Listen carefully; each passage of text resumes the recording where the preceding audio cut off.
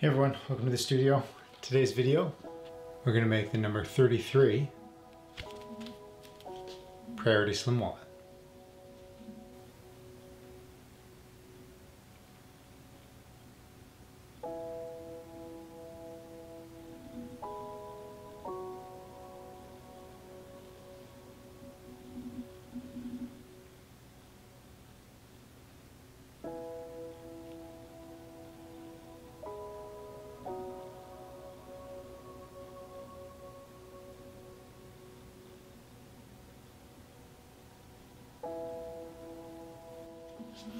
You can get the plans on my website if you want to follow along. They're only a few bucks. Or if you don't want to use my plans, then use this as a bit of a guide to see how you may be able to create your own plan and see how I do this step by step.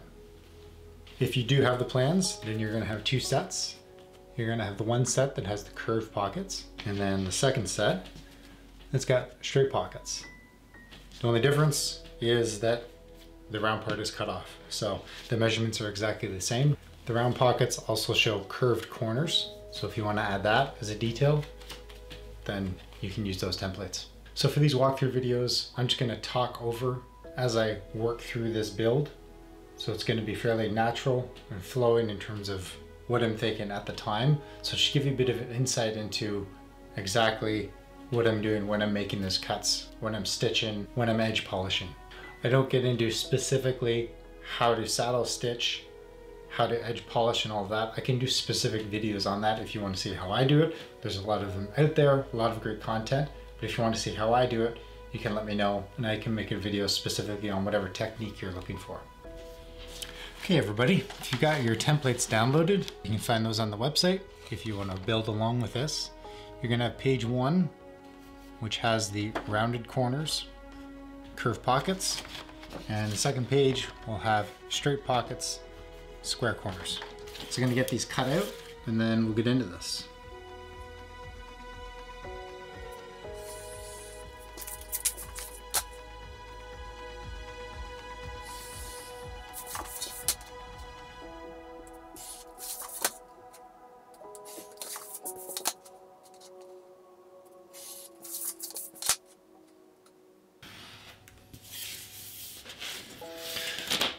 So just a little bit about these templates before we get into it. I have a cut allowance. Where's the camera here? Here we go. This dotted line is trim allowance. So that's 3 mils on each side of trim allowance. I only use trim allowance in very specific areas. So if I cut to my template correctly, in other words, the exact size of it, then I know everything's going to align properly and I don't need any extra trim allowance. But I do have it on certain areas because I've just found in making this multiple times, it's easier, specifically on these front pockets, to glue them onto the main piece, glue on my front pocket, align it with my stitch lines. Then once this is glued together, I can come back and then just trim that to final size. When you're using these templates, what I suggest is cutting to the outside of that line. All my measurements are from outside to outside, which makes it very accurate. So don't remove the line, keep it intact. You can still see that black line all the way around. On my rounded corner template, I just cut it square and I cut that rounding after. It just makes it easier when transferring it onto the leather. I also have all of the stitch marks using 3.38 millimeters. Chisels that I use are the ones for Pro Atelier Plus. These are incredible chisels, especially for their price. I absolutely love them. There's no sponsorship here. They're just incredible. I used the Cinnabrox for quite a while. These are also amazing. These are 3.0, so they're much finer than the 3.38 that I'm using now. Also another reason for that trim allowance is that it'll allow you to align your stitch holes from the top down so that your pocket ends right at the bottom of that stitch hole, so everything aligns exactly as it should. These templates are good for quite a while, so you're going to want to be as accurate as possible when you're trimming this round curve, because this is your template for your leather. So if there's got a slight bump in this, that's going to translate to your leather and then cause more work in terms of sanding and trying to trim things up. Let's come in. This is another benefit of a very sharp blade, whatever you're using, or a nice fresh X-Acto, so you don't have to use a lot of pressure.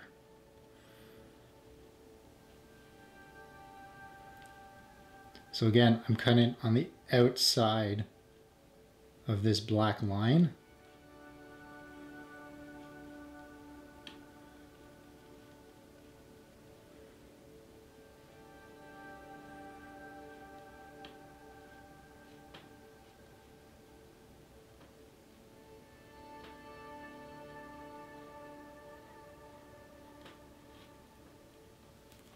There we go.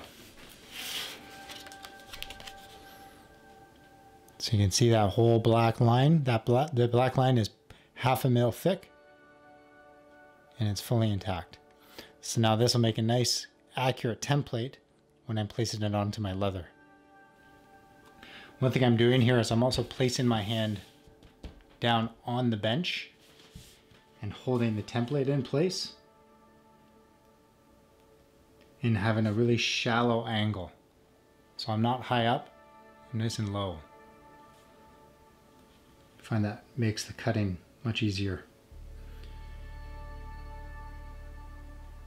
And not a lot of pressure because my blade is sharp. It's going to cut through this paper just fine.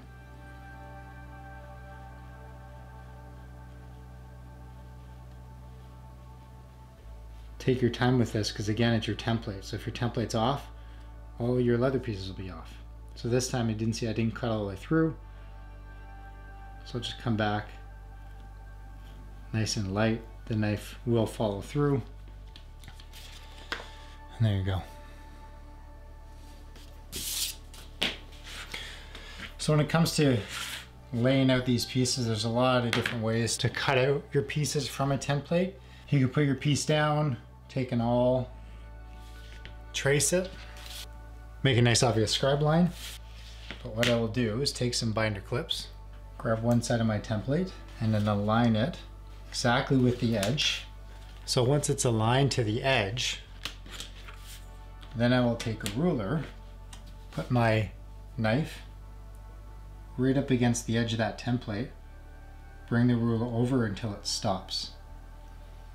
Do the same thing at the other far end. One nice straight line across. So that gets me 2 exact width pieces. Same thing, align it on both ends. And trim off that piece. Flip it around and then trim that final piece.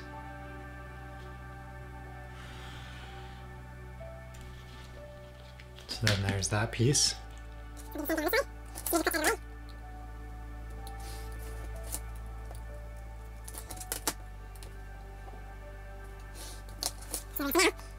I have 2 pieces that are the exact size of my templates. This is where a good example of having a thicker cardstock is going to come in handy. Because I'm tracing directly against my template, if this cardstock was twice as thick, it would give a little bit more registration for my knife. So all that means, I'm going to make sure my knife is nice and sharp and just go nice and slow.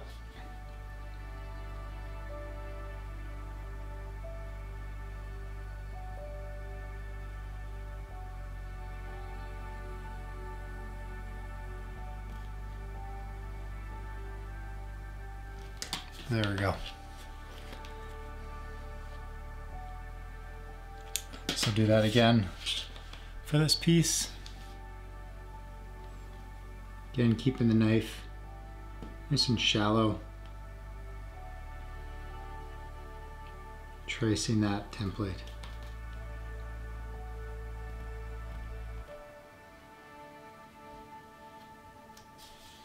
I missed a little bit there.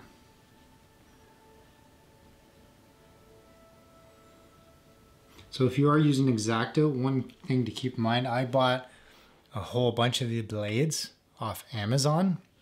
They were dirt cheap, and you can tell they are razor sharp for an okay amount of time, but you will know when they get dull right away. And if you're using a metal ruler, those blades become toast after almost one project. But they're really cheap, so it's not that big a deal. I prefer to find the X-Acto brand of blade because I've used those before and they last 2-3 times the length. Or you just use a regular blade and you don't have to worry about anything replaceable. You just have to keep it sharp. So with our pockets cut, ready to go, our next step is to polish the top of each pocket. So we're going to start by getting a nice crease along the edge and polishing the top. Start by sanding this curve nice and smooth.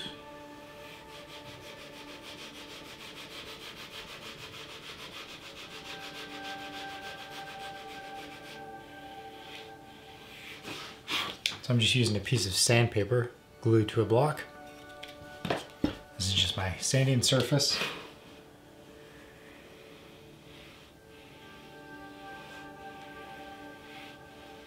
I'm just making sure this curve is nice and fair. In other words, it's nice and smooth. There's no bumps. Nice and smooth all the way across. So I take some Tokonol, then just rub it on the edge. And then I rub in the top first, and then come through. And this is just a canvas cloth. Just rubbing that in until it's nice and smooth. Then I come through with some Tokonol on the back top of the pocket. I'm going to rub this in so the top of this pocket is nice and smooth. So if somebody were to look in here, they're not going to see just that raw unfinished leather. Same canvas cloth.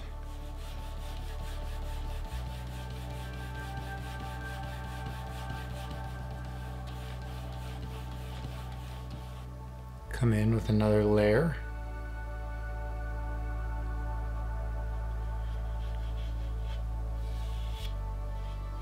Then I get the burnishing tool.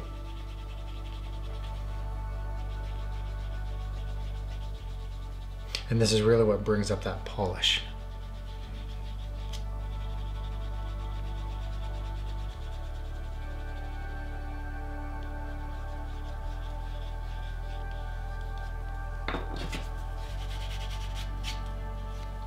So the next step is get our crease, whether you're using an electric one or manual, doesn't matter, whatever you prefer.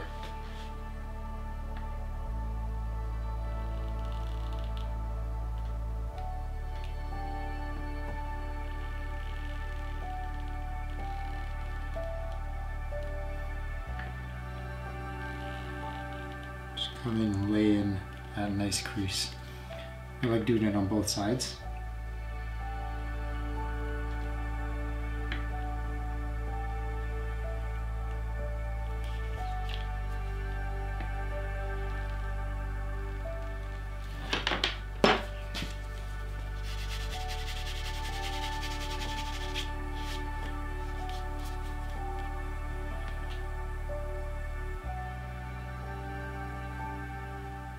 I can now mark out the glue lines. So I'm going to use my template for this. Aligning it with the side, I'm going to put a little mark right where that top of the pocket should start. And same thing on the other side.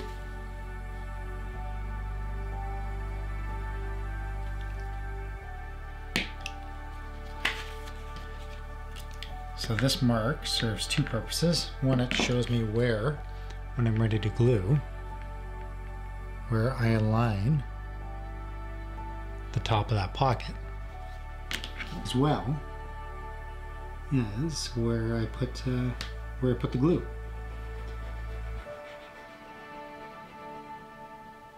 So rough up the surface of the leather. If you don't do this, especially on glazed leathers like this, that glue just won't stick. You can use sandpaper for this. I have one of these fancy little tools. Sandpaper works just fine, or You could use a little scratch all. Takes a bit more time, but it gets the job done. We'll do the same thing on this side. So just align it. Do it fairly close to the edge because you don't want to see this mark on the finished piece.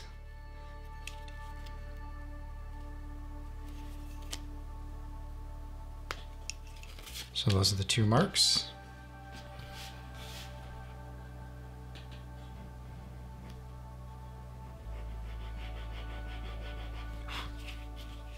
So the width of this is 4.5 mil. So this is a perfect width to use for a 3 mil stitch spacing, which is what mine is. So if you see the spacing here,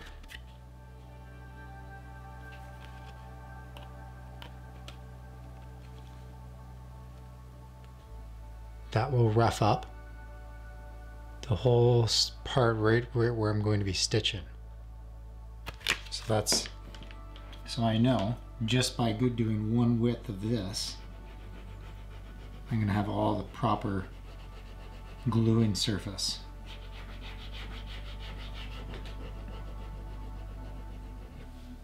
I use Eco Stick Weld from Seymour Leather. Canadian supplier. Matt and Alex are great. If you're in Canada, go buy from them. This video is not sponsored by them. These little plastic glue applicators are great. Any dried glue just rubs right off. And it allows you to apply nice, small amounts of controlled glue.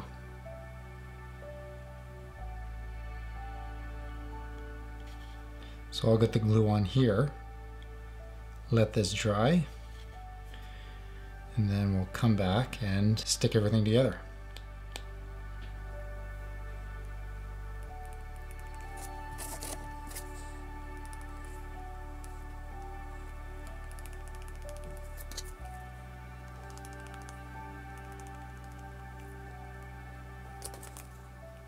The glue has had time to set.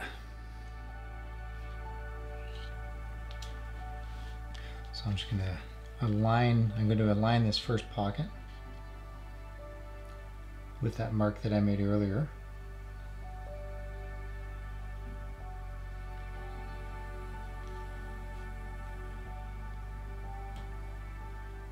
Come through on this side and align it.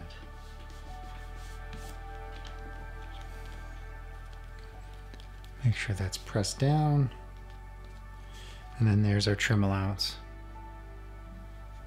So now do the same thing on this side.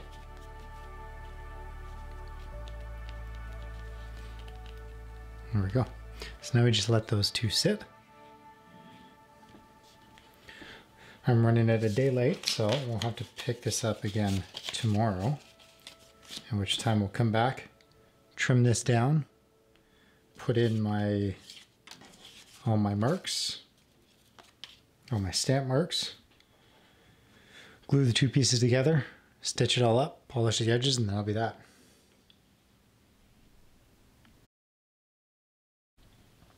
Okay everyone, back at it for day 2. I've got the edges all trimmed up. Got the logo on there. I've got the top edge polished, creased. Handmade in Canada, creased, and the top edge polished.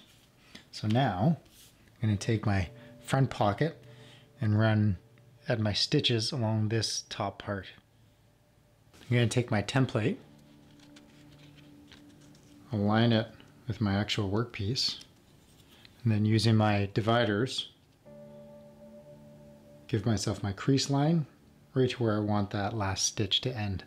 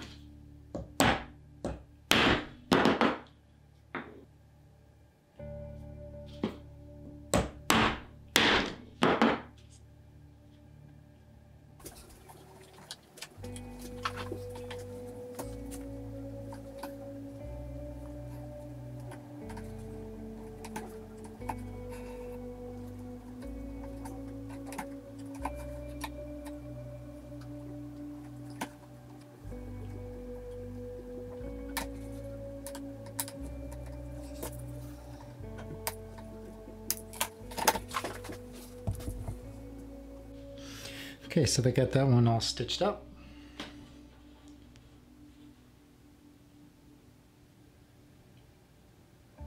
Looks good. It's all hammered down, glued in. So now I'll glue the front and back together. And then we'll be ready to run our main stitch. Okay, we're all glued up. If you're playing along at home, yours should look like this. So now we're going to snip the corners, sand those nice and round, add our crease, and then we'll stitch. So I use you can use round punches. I have this woodworking chisel that happens to be a perfect radius. So I just align the radius of the chisel right with the edges so I can get a nice smooth curve. So you can see it goes straight and then it kind of dives into the curve there. So I'm just now going to bring this over to my sanding board and sand those little corners off.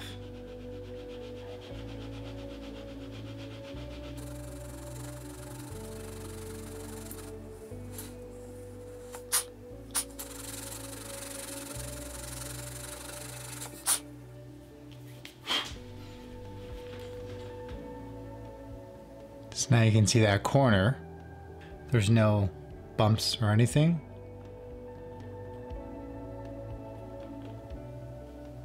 So I'll do that to this side.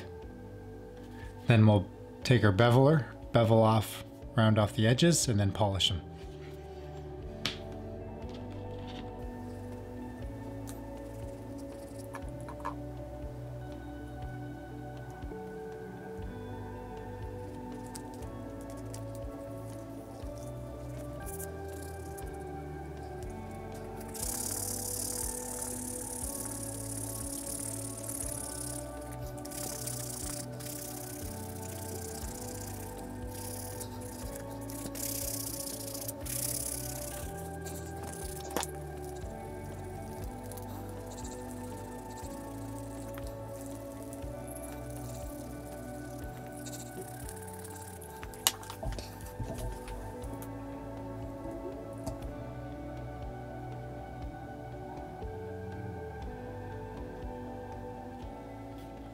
Okay, now we're gonna add our edge crease. So I'm gonna talk a little bit about technique here. Going around the curve can be a little tricky. So one thing I like to do is start with my straight edge first.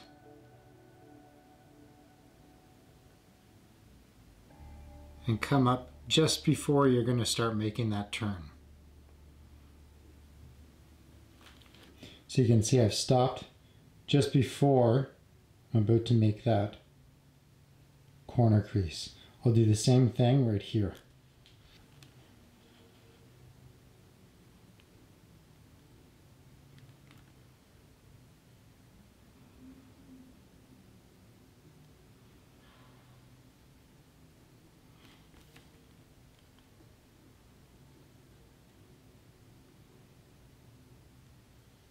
So once we have our two creases around the corner, I'll show you how to then take and extend that cleanly all the way around.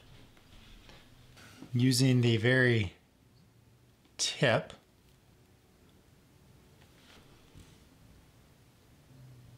I'm going to place my iron and actually turn the wallet and not move. In this case, I'm right-handed, so I'm leaving this part stationary and I'm turning the wallet.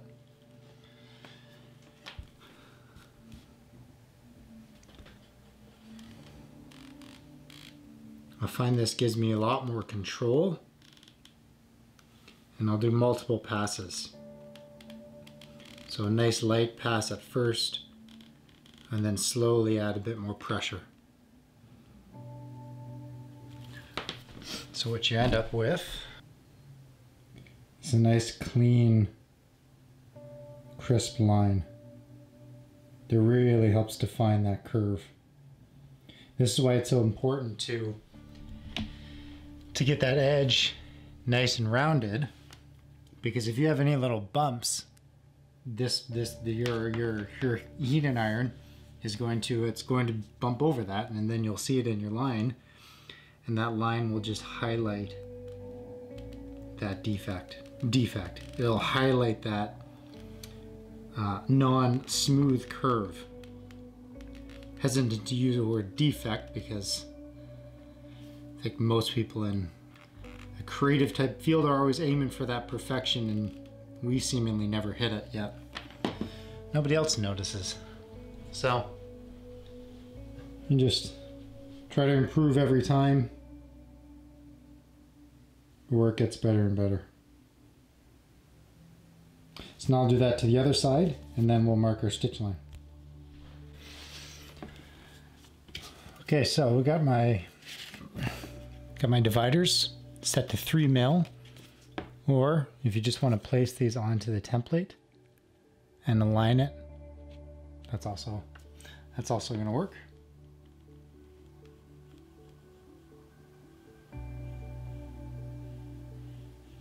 So I do the same thing as I do with the creasing. When I mark on my line, I do the 2 straight ones first, and then turn the wallet instead of the tool. Now, just thinking this through, that could actually be because I'm also working on a smooth surface where this wallet slides around easily. If you're working on maybe your cutting mat, maybe it doesn't move as easily. So you just have to try it, see if that helps you. If it doesn't, just do whatever makes sense. I also don't like pushing. See, I just started here. That doesn't feel right. Let me zoom in. So pushing, this doesn't feel right at all. So I like dragging that through.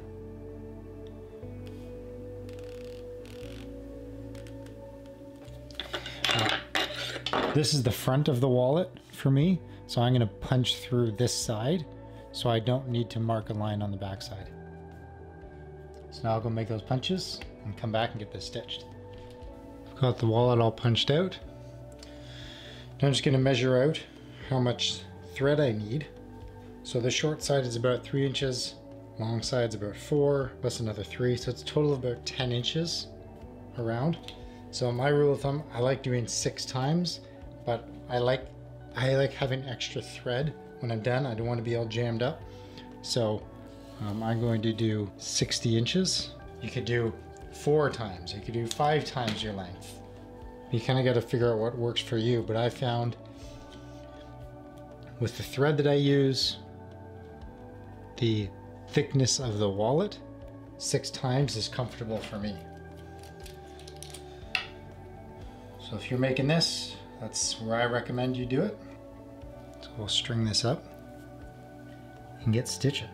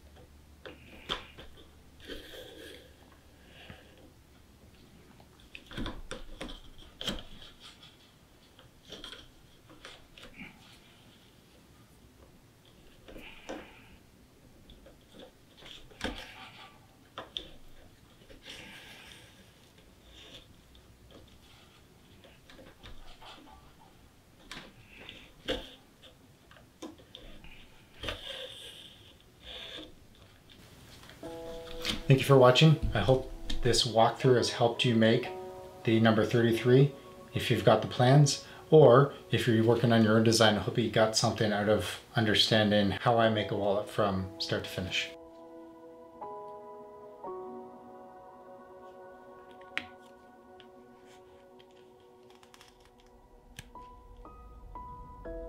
If you have any other questions, you can reach out here or on my website. Send me an email. Sign up for my newsletter where I send out occasional discounts and updates when I post new content.